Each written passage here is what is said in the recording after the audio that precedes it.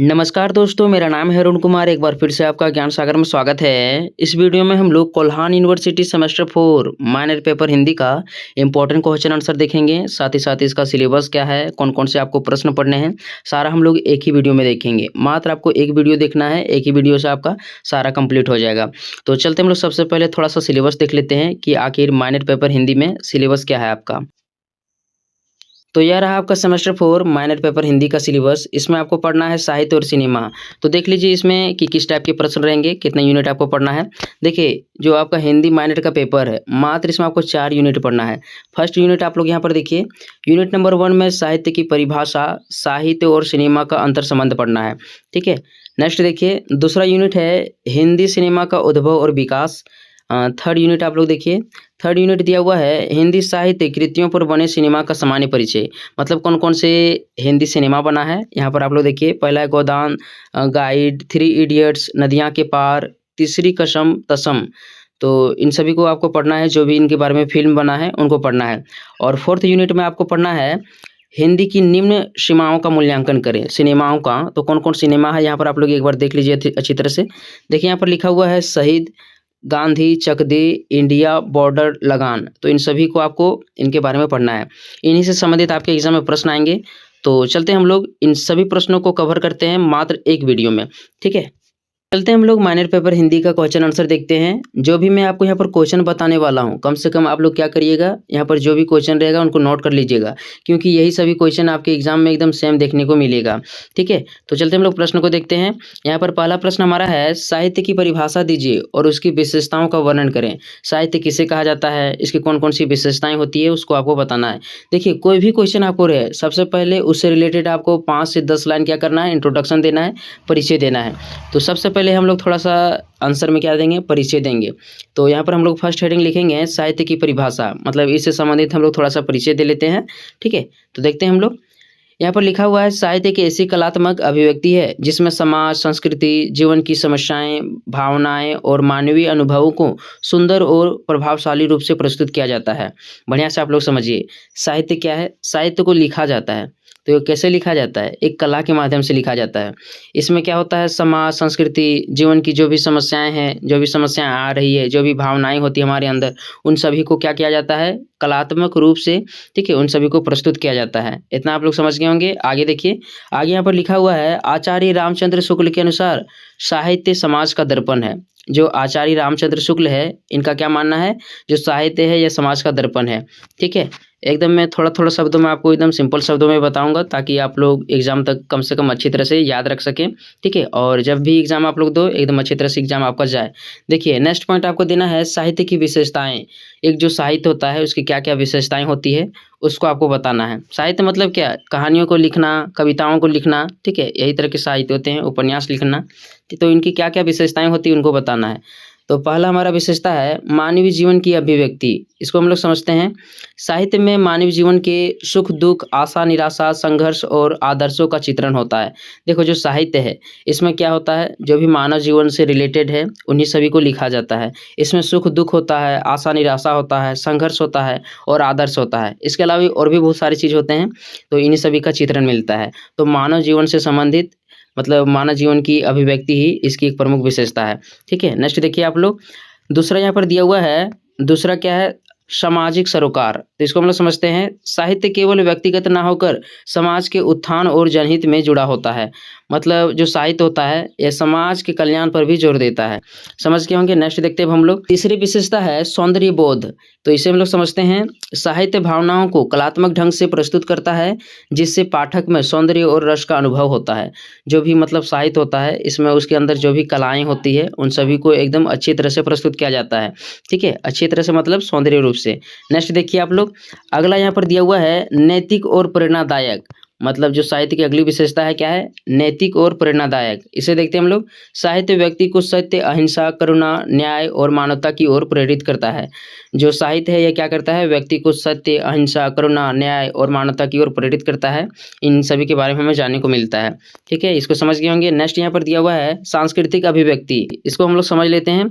देखिए, जो भी साहित्य होता है इसमें किसी राष्ट्र समाज की संस्कृति परंपराओं और उनका जो भी मूल्य है उन सभी का प्रतिनिधित्व किया जाता है। किसी भी देश की जो संस्कृति है उन सभी को साहित्य के माध्यम से दर्शाया जा सकता है। तो सांस्कृतिक अभिव्यक्ति साहित्य की एक प्रमुख विशेषता हो गई।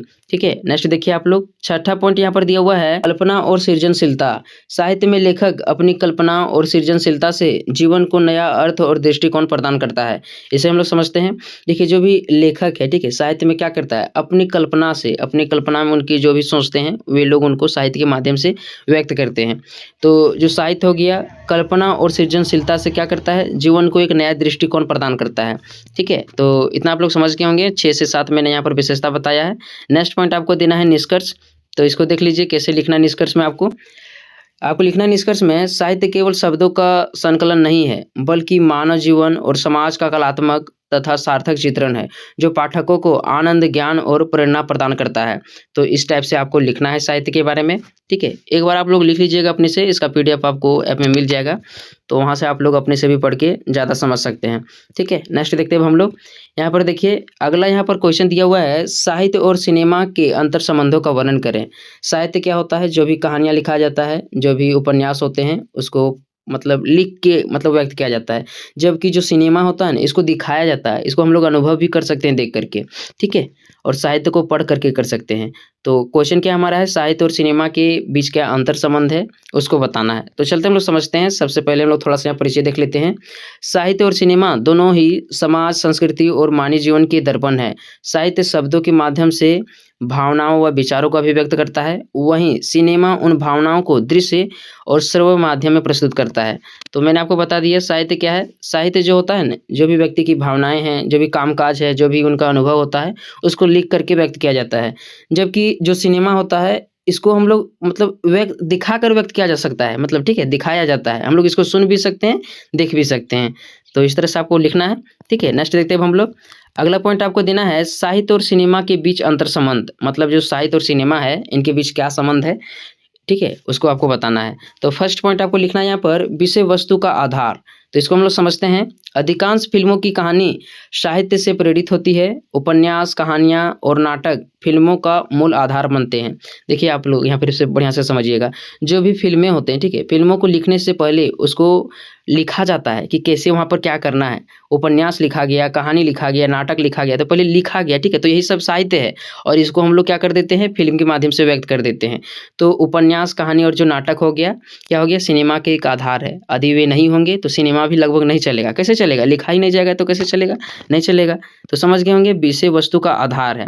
क्या है, साहित्य सिनेमा का विषय वस्तु का आधार है। नेक्स्ट देखिए आप लोग, अगला यहाँ पर दिया हुआ है कथानक और चरित्र निर्माण। तो इसको हम लोग समझते हैं। साहित्य रचनाएं फिल्मों को गहराई और गंभीरता प्रदान करती है। प्रेमचंद, शरत चंद्र, जयशंकर प्रसाद, धर्मवीर भारती आदि कृतियों पर आधारित कई फिल्में बनी है। फिर से हम लोग यहाँ पर समझ लेते हैं एक बार। देखिए चरित्र का निर्माण करता है, जो साहित्य होता है या चरित्र का निर्माण करता है। जैसे जिस प्रकार से साहित्य लिखा हुआ रहेगा उसी के आधार पर सिनेमा बनेगा। ठीक है, जैसे हम लोग यहाँ पर देख सकते हैं प्रेमचंद्र पर फिल्म बनी है, शरत चंद्र पर फिल्म बनी है, और भी बहुत सारे जो साहित्यकार है उनके नाम पर फिल्म बनी है। तो क्या है, जो साहित्य है या फिल्मों का एक तरह से चरित्र निर्धारण कर रहा है कि किस टाइप का फिल्म बनेगा। इतना आप लोग समझ गए होंगे, सिनेमा बनेगा। नेक्स्ट देखिए आप लोग, अगला यहाँ पर दिया हुआ है सामाजिक सरोकार। मतलब क्या है, सामाजिक सरोकार मतलब कहने का मतलब समाज पर जोर देता है, सामाजिक भलाई करता है। तो यहाँ देखिए आप लोग, साहित्य और सिनेमा दोनों समाज की समस्याओं, संघर्षों और बदलावों को उजागर करते हैं। जो साहित्य होता है यह भी समाज में ही लिखा जाता है, समाज के बारे में ही लिखा जाता है, और सिनेमा भी क्या करता है, समाज को ही प्रदर्शित करता है। भले ही आज बहुत सारे जो फिल्म होते हैं, ठीक है, अलग अलग टाइप के बन रहे हैं, लेकिन बहुत सारे पहले वाले जो साहित्य और सिनेमा होते थे बहुत अच्छी तरह से पारिवारिक होते थे, सभी मिल करके देख सकते थे। ठीक है, तो क्या करता था, समाज का निर्माण करता था। नेक्स्ट देखिए आप लोग, चौथा पॉइंट यहाँ पर दिया हुआ है संस्कृति का संरक्षण। साहित्य जहाँ लिखित रूप में संस्कृति को संरक्षित करता है, वहीं सिनेमा उसे दृश्य रूप में आम जन तक पहुंचाता है। साहित्य क्या करता है, जो भी हमारे संस्कृति है इसको व्यक्त कर देता है लिख करके। जबकि जो हमारे संस्कृति है ठीक है, या सिनेमा के माध्यम से इसको दिखाया जा सकता है और इसको सुरक्षित भी रखा जा सकता है। तो संस्कृति का संरक्षण करता है, जो साहित्य और सिनेमा होता है क्या करता है, संस्कृति का संरक्षण करता है। समझ गए होंगे। नेक्स्ट देखिए आप लोग, 5वां पॉइंट यहाँ पर दिया हुआ है, जन-जन तक पहुँच। देखिए मैं आपको ज़्यादा समय बर्बाद नहीं करूँगा क्योंकि ज़्यादा बोर लगेगा तो आप लोग भी पढ़ नहीं पाइएगा। तो आप लोग केवल पॉइंट देखते जाइए, ठीक है। देखिए आप लोग, जन-जन तक पहुँच, जो साहित्य और सिनेमा होता है यह जन-जन तक पहुँच जाता है। और आज का जो मोबाइल वाला ज़माना है, एकदम सभी कोई सिनेमा देख सकते हैं, साहित्य के बारे में जान सकते हैं। तो इसको हम लोग देखते हैं, साहित्य का दायरा प्राय पढ़ने वाले वर्ग तक सीमित रहता है, जबकि सिनेमा उसी साहित्य को बड़े पैमाने पर जन-सामान्य तक पहुँचा देता है। देखिए, साहित्य जो रहेगा, जो व्यक्ति पढ़ा लिखा होगा, पढ़ने जानता होगा, उन्हीं तक तो ये पहुँचेगा, ठीक है। जबकि जो सिनेमा होगा, इसको तो सभी कोई देख सकता है, सिनेमा को क्या करेगा, सभी कोई देख सकता है। तो साहित्य केवल पढ़ा लिखा लोगों तक ही रहता है, लेकिन जो सिनेमा होता है इसको सभी कोई देख सकता है और अनुभव कर सकता है। नेक्स्ट देखिए आप लोग, छठा पॉइंट यहाँ पर दिया हुआ है, प्रभाव, ठीक है, परस्पर प्रभाव। तो इसको हम लोग समझ लेते हैं थोड़ा सा। देखिए यहाँ पर लिखा है, जैसे साहित्य सिनेमा को कथानक देता है, वैसे ही सिनेमा साहित्य को लोकप्रिय बनाने में सहायक होता है। कई बार किसी पुस्तक पर बनी फिल्म उस पुस्तक को अधिक प्रसिद्धि कर देती है। देखिए बढ़िया से फिर से हम लोग समझ लेते हैं, कोई साहित्य लिखा गया, कोई पुस्तक लिखा गया है, तो उस पुस्तक में जो भी लिखा गया उसको हम लोग सिनेमा के रूप में प्रस्तुत कर दिए, ठीक है। तो जब सिनेमा बहुत सारा प्रचलित हो जाता है, बहुत चल जाता है, तो सिनेमा के चलते वो पुस्तक जो है बहुत प्रचलित हो जाता है और बहुत सारा बिकने लगता है, माने उस पुस्तक के बारे में लोग जानने लगते हैं, ठीक है। तो परस्पर प्रभाव भी पड़ता है, एक दूसरे पर प्रभाव भी पड़ता है, ठीक है। तो इतना तक आप लोग समझ गए होंगे। अब हम लोग क्या करेंगे, निष्कर्ष लिख देंगे। लास्ट में आपको प्रत्येक क्वेश्चन में निष्कर्ष लिखना है और फर्स्ट में परिचय लिखना है, ठीक है। तो निष्कर्ष देखते हैं हम लोग, साहित्य और सिनेमा के बीच काफ़ी गहरा संबंध है। साहित्य सिनेमा की आत्मा है और सिनेमा साहित्य की लोकप्रिय अभिव्यक्ति। दोनों मिलकर समाज को न केवल मनोरंजन देते हैं, बल्कि जागरूकता, शिक्षा और प्रेरणा भी प्रदान करते हैं। इसको आप लोग समझ गए होंगे। फिर से हम लोग एक बार समझाने का प्रयास करते हैं, समझने का प्रयास करते हैं। साहित्य और जो सिनेमा है एक दूसरे से रिलेटेड है। यदि साहित्य नहीं होगा तो सिनेमा भी नहीं चलेगा। और जो सिनेमा होता है साहित्य को क्या कर देता है, दिखा देता है, इसको व्यक्त कर देता है, ठीक है। तो दोनों ही क्या करता है, समाज को एक अच्छा दिशा प्रदान करता है, इससे शिक्षित हो सकते हैं, शिक्षा मिलता है और भी बहुत सारी प्रेरणाएँ हमें मनोरंजन करता है और भी बहुत सारी चीज़ें इससे होता है। तो साहित्य और सिनेमा एक दूसरे से काफ़ी रिलेटेड है, इस टाइप से आप लोग लिख सकते हो, ठीक है। तो यह था हमारा सेकंड क्वेश्चन। अब हम लोग नेक्स्ट प्रश्न की ओर चलते हैं। हम लोग देखते हैं अब हम लोग अगला प्रश्न। देखिए नेक्स्ट क्वेश्चन यहाँ पर दिया हुआ है, हिंदी सिनेमा के उद्भव और विकास का वर्णन करें। मोस्ट इंपॉर्टेंट क्वेश्चन है जो भी मैं आपको यहाँ पर बता रहा हूँ, एक बार आप लोग पढ़ लीजिए, एग्जाम में आप लोग अच्छे से लिख करके आओगे। देखो यहाँ पर सिनेमा का उद्भव कैसे हुआ, जो भी हम लोग टीवी देखते हैं, मोबाइल देखते हैं, इसका सबसे पहला विकास कब हुआ था और कैसे विकसित होते होते आज यहाँ तक पहुँचा है, उसको ही लिखना है आपको, ठीक है। तो समझते हैं हम लोग। देखिए यहाँ पर लिखा हुआ फर्स्ट पॉइंट, हिंदी सिनेमा का उद्भव मतलब कब हुआ, हिंदी सिनेमा कब आया उसको देखते हैं। भारतीय सिनेमा की शुरुआत 1913 में बाबा साहेब फाल्के की फिल्म राजा हरिश्चंद्र से हुई, जिसे भारत की पहली मुख्य फिल्म माना जाता है। देखिए भारत में जो पहला सिनेमा बना था, ठीक है, या पहला जो फिल्म आया था वह था आलम आरा, सॉरी आलम आरा नहीं, हरिश्चंद्र था। क्या था, राजा हरिश्चंद्र था। यह मूक फिल्म था, यानी इसमें बोला नहीं गया था, ठीक है। और ये कब प्रकाशित हुआ था, तो 1913 में। कब प्रकाशित हुआ था, 1913 में। और इसको लिखा गया था किसके द्वारा, तो दादा साहेब फाल्के के द्वारा, ठीक है। इस टाइम से हिंदी सिनेमा का शुरुआत माना जाता है। नेक्स्ट देखिए आप लोग, अगला यहाँ पर लिखा हुआ है, हिंदी भाषा में बोलती फिल्मों का दौर। हिंदी भाषा में बोलती फिल्मों का दौर 1931 में आलम आरा से प्रारंभ हुआ। यह पहली हिंदी टॉकी फिल्म थी जिसमें संवाद और गीत दोनों थे। यही हिंदी सिनेमा का वास्तविक उद्भव माना जाता है। तो इसको हम लोग एक बार समझने का ट्राई करते हैं। 1913 में पहला मुख्य फिल्म बना, ठीक है, जो दादा साहेब फाल्के के द्वारा लिखा गया था। 1931 नहीं, 1913, ठीक है। और जब 1913 में हिंदी सिनेमा का उद्भव हो गया, उसके बाद लगभग मतलब 20 वर्षों कह सकते हैं, लगभग 20 या 17-18 वर्षों के बाद पहला बोलती फिल्म बना 1931 में, ठीक है। तो इस टाइप से मतलब हिंदी सिनेमा का उद्भव हुआ। 1913 में राजा हरिश्चंद्र नामक फिल्म बना था और 1931 में पहला फिल्म आलम आरा बना था। तो इसको भी आप लोग समझ गए होंगे, ठीक है। और एक बार आप लोग अपने से भी पढ़ लीजिए, समझ में आ जाएगा। नेक्स्ट देखते हैं अब हम लोग। नेक्स्ट यहाँ पर है हिंदी सिनेमा का विकास, मतलब हिंदी सिनेमा 1913 से लेकर के आज के समय तक कैसे कैसे धीरे धीरे विकास हुआ इनका, इनको देखते जाइए आप लोग। पहला यहाँ पर लिखा हुआ है प्रारंभिक दौर 1931 से 1947, माने देश के आज़ादी तक, ठीक है। जब से सिनेमा का उद्भव हुआ तब से देश की आज़ादी तक एक दौर हुआ, प्रारंभिक दौर। तो इसको हम लोग देखते हैं। इस समय सामाजिक, पौराणिक और ऐतिहासिक विषयों पर फिल्म बनी। आलम आरा, देवदास जैसी फिल्मों ने दर्शकों को प्रभावित किया। फिल्मों में संगीत और नृत्य का महत्व बढ़ा। तो 1931 से 1947 में क्या हुआ, बहुत सारी फिल्में आई, जैसे आलम आरा हो गया, देवदास हो गया, और भी बहुत सारी फिल्में आई जो क्या था, सामाजिक और पौराणिक ऐतिहासिक विषयों पर आधारित थी। ठीक है, इसमें क्या था, मतलब संगीत भी था और नाच गाना भी था और बोला भी जाता था। तो यह प्रारंभिक दौर था 1931 से 1947, इसमें हिंदी सिनेमा का विकास हुआ। नेक्स्ट देखिए आप लोग, अगला यहाँ पर दिया हुआ है स्वतंत्रता पश्चात स्वर्ण युग, जब देश आज़ाद हो गया। ठीक है, 1947 में हमारा देश आज़ाद हो गया। ठीक है, तो इसके बाद जब हम लोग स्वतंत्र हो गए तो हिंदी सिनेमा में और भी बहुत सारे मतलब क्रांतिकारी आ गया और इसको गोल्डन पीरियड के नाम से जाना जाता है। तो इसको देखिए, स्वतंत्रता पश्चात स्वर्ण युग माना जाता है हिंदी सिनेमा को। तो कब से कब इनका टाइम था, तो 1947 1960 था। देखते हैं हम लोग इसको। इस दौर को हिंदी सिनेमा का गोल्डन पीरियड कहा जाता है। राज कपूर, गुरुदत्त, बिमल रॉय आदि ने सामाजिक यथार्थ को फिल्मों में प्रस्तुत किया। आवारा, मदर इंडिया, प्यासा, 2 बीघा जमीन जैसी फिल्में बनी है। तो ये सभी थे। ठीक है, यह दूसरा चरण था। नेक्स्ट देखिए आप लोग, अगला यहाँ पर दिया हुआ है वाणिज्य सिनेमा का दौर। तो इसको हम लोग समझते हैं।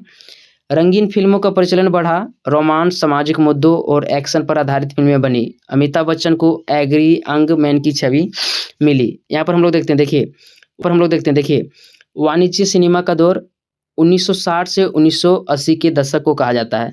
इसमें क्या हुआ, बहुत सारी रंगीन फिल्मों का प्रचलन आया है। पहले सादे टीवी में चलता था। ठीक है, 1900 में लगभग क्या चलता था, सादा टीवी में नहीं देखते थे, पूरा वाइट दिखता था। लेकिन जैसे जैसे धीरे धीरे बढ़ता गया, इसका विकास होते गया, रंगीन टीवी आने लगा, कलर टीवी आने लगा। तो इसमें आगे यहाँ पर लिखा हुआ है, अमिताभ बच्चन को एंग्री यंग मैन की छवि मिली। जो रंगीन टीवी जब आया, इस टाइम क्या हुआ, अमिताभ बच्चन ही नायक खलनायक कहलाने लगे, समझे। तो इतना भी आप लोग भी जानते होंगे, सिनेमा के बारे में लिख सकते हो। देखिए आगे आप लोग, नेक्स्ट यहाँ पर है आधुनिक दौर 1980 से 2000 तक। 1980 से 2000 तक हिंदी सिनेमा का आधुनिक दौर माना जाता है। देखते हैं हम लोग इसको। मल्टी स्टारर मसाला फिल्में और रोमांटिक फिल्मों का दबदबा रहा। दिलवाले दुल्हनिया ले जाएंगे इसको आप लोग सभी को देखे होंगे, शाहरुख खान वाला। हम आपके हैं कौन जैसी फिल्में सुपरहिट हुई। तो 1980 से 2000 तक क्या है, आधुनिक दौर आया हिंदी सिनेमा का। और इसको क्या है, इसमें बहुत सारे जो है रोमांटिक फिल्म बने और भी बहुत सारे पारिवारिक फिल्म देखने को मिले। ठीक है, मतलब सभी को मिल करके हम लोग देख सकते थे। तो आधुनिक दौर कब था, 1980 से 2000। इस समय दिलवाले दुल्हनिया ले जाएंगे, हम आपके कौन है, इस टाइप की फिल्में बने थे। 5वां पॉइंट आप लोग देखिए, आपका है समकालीन दौर। मतलब 2000 से लेकर के अभी तो 2025 चल रहा है, तो 2025 तक समकालीन दौर माना जाता है हिंदी सिनेमा का। तो इसको हम लोग समझते हैं। देखिए, तकनीक उन्नति, डिजिटल सिनेमा और वैश्विक विषयों का समावेश हुआ। समांतर सिनेमा और बायोपिक फिल्मों ने पहचान बनाई। इस टाइम लगान, 3 इडियट्स, गली बॉय, दंगल जैसी फिल्में जो था अंतर्राष्ट्रीय स्तर पर काफ़ी पहचान बनाई। तो हम लोग यहाँ पर देखते हैं। देखिए, अभी जो है ना 2000 से लेकर के 2025 तक बहुत बदलाव हो गया है, बहुत सारा डिजिटल क्षेत्र आ गया है। घर घर लगभग प्रत्येक घर में तो मोबाइल होगा ही होगा। ऐसा दुनिया में लगभग 1% होगा, चाहे 0.01% होगा जिसके पास मोबाइल नहीं होगा। तो डिजिटल दौर ऐसा चला है कि लगभग हर घर मोबाइल पहुँच गया है। ठीक है, तो यह था डिजिटल दौर। 2000 से लेकर के 2025 तक डिजिटल दौर माना जाता है। इस टाइम बहुत सारे क्या हुए, वैश्विक विषय पर भी फिल्म बने हैं। देखिए यहाँ पर लगान फिल्म बना इस टाइम में, जो आमिर खान का है, आप लोग देखे होंगे। ठीक है, क्रिकेट वाला फिल्म एक तरफ है। 3 इडियट्स भी देखे होंगे, बहुत कॉमेडी फिल्म है। और दंगल है। दंगल हिंदी सिनेमा का पहला फिल्म है जिसने 2000 करोड़ कमाया। कितना कमाया, 2000 करोड़। ये पहला फिल्म है। ठीक है, तो इसको भी समझ गए होंगे। यह 5वां दौर था, समकालीन दौर। तो इतना लिख लीजिएगा आप लोग, एक बार पढ़िएगा तो। नेक्स्ट देखते हैं हम लोग। देखिए, निष्कर्ष लिखना, अंत में आपको लिखना है निष्कर्ष। देखते हैं हम लोग, हिंदी सिनेमा का उद्भव 1931 की आलम आरा से हुआ, जबकि 1913 में ही मतलब मुख्य फिल्म बना था, लेकिन इसका वास्तविक उद्भव 1931 में माना जाता है, क्योंकि इसमें बोला गया था। ठीक है, बोलने वाला फिल्म था। तो यहाँ पर लिखा हुआ हिंदी सिनेमा का उद्भव 1931 की आलम आरा से हुआ। और आज यह न केवल भारतीय समाज का दर्पण है, बल्कि विश्व सिनेमा में भी अपनी सशक्त पहचान बना चुका है। यह मनोरंजन के साथ साथ सामाजिक चेतना, सांस्कृतिक विरासत और राष्ट्रीय एकता का भी वाहक है। तो आप लोग समझ गए होंगे, 1931 में हिंदी सिनेमा का शुरुआत हुआ और आज यह विश्व स्तर पर भी पहचान बना चुका है। जैसे बाहुबली हो गया। साउथ फिल्में खास करके जो होते हैं काफ़ी अच्छे होते हैं। ठीक है, और पारिवारिक लोग सभी मिल करके देख सकते हैं। लेकिन जो बॉलीवुड वाला है तो ये पूरा कचरा कर दिया है। हम लोग देखते हैं, चलते हैं हम लोग। अगला प्रश्न यहाँ पर दिया हुआ है, हिंदी साहित्य कृतियों पर बने सिनेमा का सामान्य परिचय दीजिए। जैसे गोदान हो गया, गाइड, 3 इडियट्स, नदियाँ के पार, तीसरी कसम, तमश। तो इन सभी फिल्मों के बारे में थोड़ा थोड़ा सा आपको जानना है। बाकी देखिए, आप अपने से एक बार सर्च करके देख लोगे इन सभी फिल्मों के बारे में तो ज़्यादा जानकारी आपको मिलेगा। ठीक है, और आप लोग एग्जाम में भी लिख पाइएगा, क्योंकि इसको यहाँ पर समझना आसान है नहीं। जब तक इसको अपने से आप लोग नहीं देखिएगा, ठीक है, तब तक आप लोगों को मतलब समझ में नहीं आएगा। तो इनके बारे में आप लोग अपने से एक बार ट्राई करिएगा देखने का। बाकी हम लोग यहाँ पर एक बार शॉर्ट में देख लेते हैं। देखिए, यहाँ पर दिया हुआ है, हिंदी सिनेमा में साहित्य कृतियों पर आधारित अनेक फिल्में बनी है। इन फिल्मों ने साहित्य और सिनेमा के गहरे अंतर संबंध को प्रमाणित किया। साहित्य की लोकप्रियता को सिनेमा ने जन जन तक पहुंचाया। उपयुक्त सिनेमाओं का वर्णन निम्न प्रकार से है। तो जो भी वहाँ पर फिल्में था उपयुक्त में, सभी को हम लोग शॉर्ट में यहाँ पर देख लेते हैं। देखिए यहाँ पर पहला गोदान, ये मुंशी प्रेमचंद के द्वारा लिखा गया गोदान, ठीक है। तो इस पर फिल्म बनी है 1963 में। तो इसको देखते हैं हम लोग मूल कृति। मुंशी प्रेमचंद का प्रसिद्ध उपन्यास गोदान है और इसमें किस विषय पर चर्चा किया गया है, तो ग्रामीण जीवन है, किसान की गरीबी को दिखाया गया है, शोषण और सामाजिक अन्याय, इन सभी को दिखाया गया है इस फिल्म में। आगे है फिल्म की विशेषता। तो फिल्म की विशेषता क्या है, त्रिलोक जेटली के निर्देश में बनी फिल्म, जो यह फिल्म है साहित्य यथार्थ को सजीव करने का प्रयास करती है। तो जो यह फिल्म है, ठीक है, यह त्रिलोक जेटली के द्वारा मतलब उनके निर्देश में बनाया गया है, डायरेक्टर वही थे। तो जो भी हिंदी साहित्य है इनको अच्छी तरह से दिखाने का प्रयास किया गया है। तो इन सभी को आपको पढ़ना है। साथ ही साथ नेक्स्ट प्रश्न को बता देता हूँ, इनको आप लोग अपने से एक बार सर्च करके देख लीजिएगा, इनके बारे में हम लोग नहीं जानने वाले हैं। देखिए जो 4th यूनिट है इसमें क्या है प्रश्न, शहीद जो फिल्म है, निम्न सिनेमाओं का मूल्यांकन करना है। पहला है शहीद, दूसरा गांधी, चक दे इंडिया और बॉर्डर लगान। इन सभी के बारे में आप लोग थोड़ा सा देख लीजिएगा, ठीक है, क्योंकि इनके बारे में तो उतना बताया नहीं जा सकता है। तो मिलते हैं अगले वीडियो में, तब तक के लिए धन्यवाद।